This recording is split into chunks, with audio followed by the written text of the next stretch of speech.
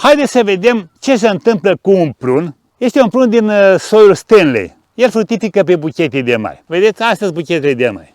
De la bază ramurii, în continuare, așa merge până unde are creștere anuală. Adică creșterea anuală este asta de aici. Ce vreau să arăt eu la acest prun și cum îl procedăm, cum îl acostăm și ce executări îi facem noi ca să-l punem în parametri normali. Vă spuneam în alte tutoriale că în funcție de condițiile pedoclimatice, sol, apă, prunul se comportă diferit. Iată, în cazul ăsta avem un sol mai puțin prielnic, este în pământ galben, lutos, sărac și pomul nu se dezvoltă foarte mult. Și ne uităm acum să vedem ce creștere anuală, că asta e lucrul după care dăm noi seama. Uitați, creșterea anuală aici avem așa, o creștere de 13 cm. Aici avem o creștere anuală de 5 cm și aici avem la fel câteva creșteri de 2-3 cm. Pe aici la fel, asta e 2 cm, asta e creșterea anuală, vedeți? Aici avem undeva la 13, 14, 15 cm, două bucăți, ca aici la fel 10 cm, deci avem creșterea anuală foarte slabe. Pe interior, în schimb, avem, fiind mai jos, aici avem o creștere bună de undeva la 70 de cm, una la 50 și încă una aici, undeva la 60 de cm pe interior, deci ca și lăstar lacom. Ce înseamnă asta? Înseamnă că pomul este supraîncărcat cu munguri de rod și că anul acesta va fructifica foarte, foarte mult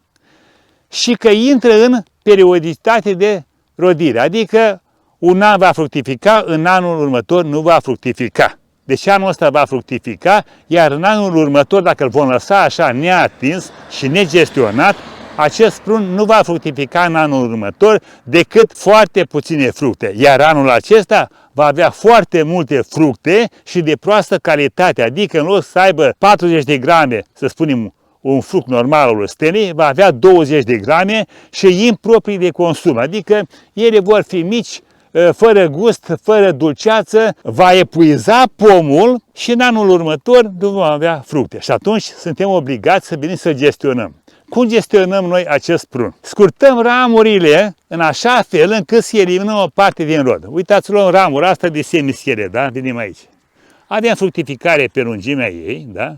Avem prelungire încoace și lateral. Scurtăm de aici în lemn de 2 ani, vedeți? Să rămână mai puține, iar aici, în partea de în vârf, aici, vedeți, ramura asta cât e de mică, venim și facem o scurtare. Facem o scurtare și aici, în ramură de 1 an. De ce? Ca să-i tragă vegetație din pom, sevă. Ca să tragă sevă, să poată să generezi de aici un lăstar pentru anul următor. Să nu rămână doar la nivelul de fructificare. Venim pe ramura asta la alta aici. Ramura principală este asta, vedeți? Pleacă de jos de acolo, ramură de semischelet, încoace până în partea superioară. Bun, facem o reducere aici în lemn de 2 ani, vedeți? Astea de aici, ramurile astea dispar de aici. Facem o reducere aici în lemn de 2 ani. Aici, către exterior, facem iarăși o scurtare de la un buchet de mai, vedeți aici? Ăsta e buchetul de mai care se comportă exact ca cireșul. Deci, în mijloc, buchetul de mai. Aici avem 2 buchete de mai. Unul lângă altul, ramificat. În mijlocul fiecărui buchet de mai avem un mugure vegetativ, iar circular în jurul lui avem muguri floriferi. Ei, acum fiindcă am scurtat de aici, această ramură, din mijloc de aici, acel mugure vegetativ va porni acum în primăvară în alungire. Acum suntem pe 7 martie. Va porni în alungire și vom avea un lăstar, o creștere frumoasă undeva la 15-20 de centimetri, sper eu, să echilibrăm pomul, să nu mai ținem stresat cu atâtea fructe și fără creștere.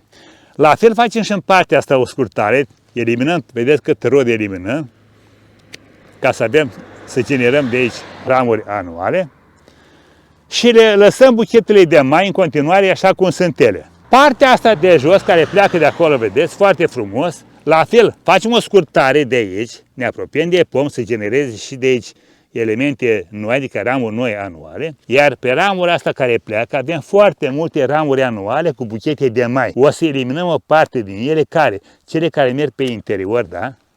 Dar și cele care merg pe exterior. Le mai rărim, vedeți? Și a rămas așa către exterior. Asta și pe asta o scoatem. Și avem suficiente care să ne asigure producția, dar și pomul să nu intre în suprasarcină. Aici, vedeți, deja ieșim către exterior, da, ca să avem prelungire. Nu mai facem prelungire, ieșim din zona de circumferință a pomului, o scoatem la inel de aici. Da? Și ce mai facem noi acum? Aici avem o bifurcație, vedeți, una, două.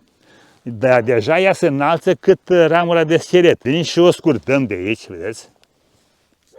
Facem o scurtare și facem o trecere către lateral, să ocupe locul de aici, între cele două ramuri de schelet. Facem și aici o scurtare, vedeți? De la un buchet de mai de aici, foarte micuț, dar pornit pe vegetație, pentru care doar 2 muguri floriferi și unul vegetativ. Cu siguranță va genera un lăstar frumos aici, în zona asta de aici. Deci urmărim acum să îmbrăcăm pomul cu vegetație, da? Și mai rărim și elementele de rod. Aici este o ramură de semischelet care vine de jos de acolo, vedeți? De ramura asta, vine de jos de acolo, încoace. O lăsăm să fructifice aici, la nivelul ăsta, la ramură de semischelet, și o gestionăm pe aceasta, care să fie cumva comportamentul ca la cea de care am lucrat-o puțin mai înainte și o scurtăm de aici și dăm și putere, da? Nu fie prea înaltă, că nu mai ține, că are și rod. Acum vedem câte buchete de mai are. Ia să vedem noi aici. De jos de aici. Ia uite câte buchete de mai avem până aici și inclusiv până sus aici. Ce facem? Eliminăm care sunt pe interior și care sunt mai bătrâne. Cum ne dăm seama care sunt mai bătrâne? Păi a fructificat aici la bază, vedeți? Alt în el și a generat doar în vârf aici. El cu cât mai avansează, cu cât avansează de la an, numărul mugurilor florifere se împuținează, rămân 2 muguri, un mugure și unul vegetativ. Și atunci ce facem? Acest buchet de mai este tânăr, ăsta e mai tânăr, ăsta e mai bătrân. Îl scoatem, vedeți? Scoatem de aici și lângă el punește altul. Deci întâlnirim buchetele de mai. Asta facem. Aici la fel scoatem și lăsăm să vină un buchet de mai tânăr. În continuare ce facem? Mai scoatem din buchetele de mai pe interior și pe exterior, până ajungem în partea superioară, care am scurtat-o noi și o mai scurtăm o dată ca să vină cu direcția care ne place nouă, lăstarul să vină în zona asta exterioară. Aici avem ramură de schelet care vine așa, vedeți, și are ramificații multe aici. Sunt bune ramificații, într-adevăr, dar ce o să facem noi? O să facem așa, lăsăm partea asta încoace ca ramură să ocupe spațiul ăsta, că este liber, da? Și facem o prelungire aici, scurtăm partea superioară, ca să eliminăm și din rod. Facem o prelungire aici, unde scurtăm de aici, la un buchet de mai, să genereze aici o ramură către exterior. Ajutăm această ramură să genereze lăstari, scurtând ramuri care merg pe interior și pe exterior cu rod foarte mult.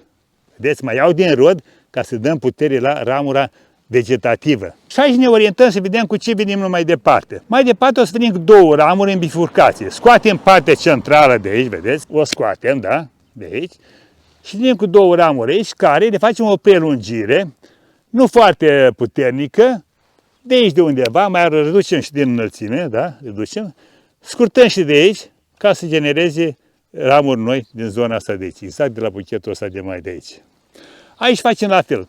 Scurtăm ca să nu avem atâta greutate, vedeți? Lăsăm partea asta să pornească înainte și dacă avem aici prea multe ramuri de rod, prea multe buchete de mai, 1, 2, 3, 4, 7, 9, ce facem? Eliminăm pe cele mai bătrâne, vedeți, ăsta deja aici este alungit, e slab. Mai urmărim. Aici are foarte multe, vedeți că aici ramificat, avem 3 buchete de mai aici, pe un singur buchet de mai, a ramificat el, că așa am zis noi că buchetele de mai evoluează în alte buchete de mai sau în ramificații buchete de mai. Având prea multe pune grămadă, îl scoatem, deci oprim un buchet de mai care are 3-4 muguri, iar cel care are o mulțime, cum este aici, vedeți cum este aici, are 1, 2, 3 buchete de mai. Fiecare mugure, de fapt, are o inflorescență, nu o prună. Deci foarte multe prune aici se vor aglomera și vor fi condiții de monilioză. Aici, la fel, avem unul foarte aglomerat. 1, 2, 3, 4 buchete de mai avea și partea elantă, eliminăm. Mai ales că este și aproape de lemn bătrân și pe interior aici, cu siguranță vom avea monilioză. Deci așa a făcut cu ăsta. Ne întoarcem acum în partea asta la altă. Avem ramura asta de schelet, ramuri de semischelet, este foarte simplu de gestionat. Luăm altă farfecă. Scoatem la inel, da? Bun. gestionăm ramurile de semischelet începând de jos. Asta vine, o scoatem, o scurtăm, vedeți, pleacă de aici cu ramuri, cu elemente de rod, buchete de mai frumos, până aici. O scurtăm undeva de aici și nu lăsăm atâtea buchete de mai, am spus, scoatem cei pe interior, buchetele care sunt foarte mari, care sunt triple, să spunem așa, 3 grămadă, 2 grămadă. Scurtăm și ramura asta, vedeți, de aici pleacă ca semischelet. Ia uitați cât merge aici, are undeva la 1 metru. Da, scurtăm de la un buchet de mai, care pleacă undeva în sus, vedeți, pleacă în sus, ca să aibă putere să genereze o ramură sănătoasă, puternică. Avem criză de sev aici.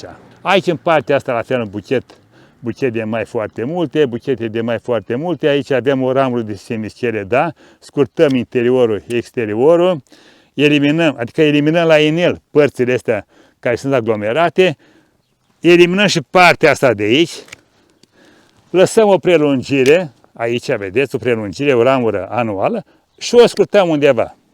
Dacă avem foarte multe buchete de mai, da, mai eliminăm din ele, așa, să rămână mai puține. Și aici avem un buchet de mai dublu, vedeți?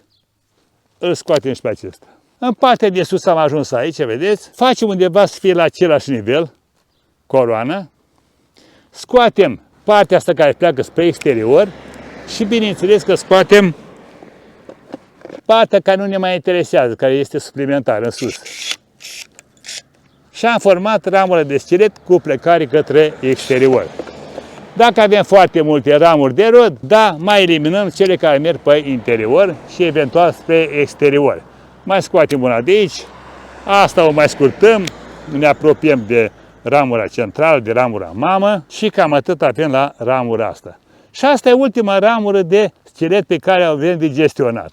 Aici este mult mai simplu, vedeți, avem bifurcație, da, dar este și foarte înaltă și atunci ce facem noi? Lăsăm o bifurcație care, asta și cu asta, ca să nu ne apropiem mult între ele.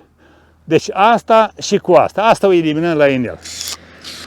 Aici facem o scurtare, vedeți, cu trecere în zona asta, adică din acest bulgure vegetativ, din buchetul ăsta să plece în zona asta exterioară, iar aici le scurtăm de la o ramură anuală pe care o scurtăm și pe ea, vedeți, în acest mugure vegetativ să pornească un lăstar. Și acum ce ne rămâne de făcut? Rămâne să mai scurtăm ramurile care sunt de 2 ani și ramura anuală. Ramura anuală, uitați cât este, 5 cm. Venim înapoi către pom, ca la cereș. Pac, rămâne aici un buchet de mai care să ne genereze o ramură anuală nouă.